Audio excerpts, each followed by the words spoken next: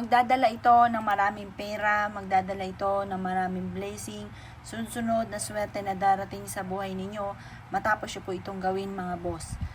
Subukan nyo po ito sa pamamagitan lang ng asin. Ang asin ay isa sa very powerful na humihigop ng mga negative energy. Ito naman po, yung ating pong tubig ay humihigop ito ng negative energy.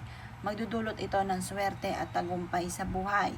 Kayo mismo ay maaami sa dami ng mga blessing na darating sa inyo.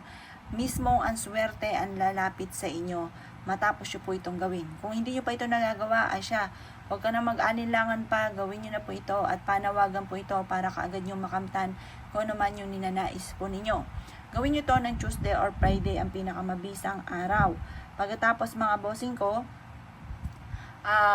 mas mainam mga boss na kung ikaw po yung nagmamadali ng Tuesday or Friday, gawin nyo to ng kahit anong araw, basta umaga. Alas 7 ng umaga nyo siya gagawin. Basta laging alas 7 at nakatapat ka sa liwanag ng sinag ng araw sa umaga.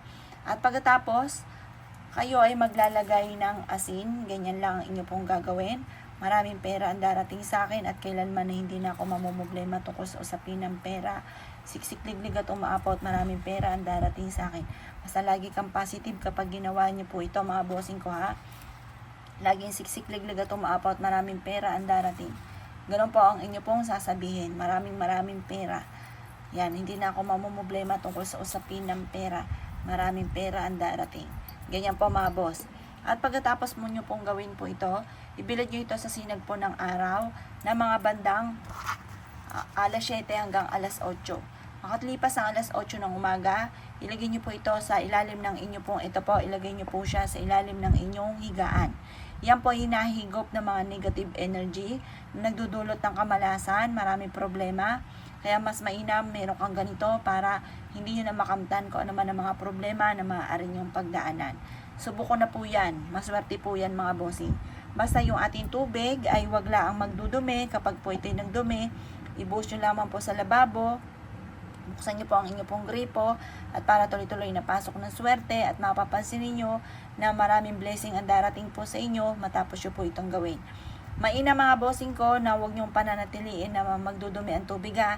Kapag po yung nagdumi, marami na yung nahigop na negative energy. Itapon nyo lamang po sa may lababo, hugasan itong magaling at pagkatapos mga bossing ko ay lagyan nyo po ito ng tubig at ulitin nyo po muli yung proseso ng aking pong itinuro na bubudbudan ng asin habang kayo ay paulit-ulit na nagwi-wish. Pagkatapos mga bossing ko, ito po isa sa mga sikreto. Kapag gumawa ka ng ganito, ay sikreto nyo na lamang. I-share nyo lang yung ating video kung kayo po ay concern sa mga tao na laging minamalas at naisyo po na sila po ay swertehin rin sa buhay. Yun po, okay po yun. Huwag nyo na lang pagsasabi na gumawa po kayo mga boss.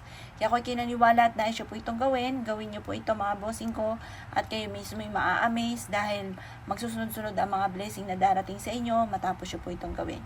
Kaya ako'y kigagawa ng ganito mga pamamaraan ay siya mga boss. Good luck po sa inyo po lahat.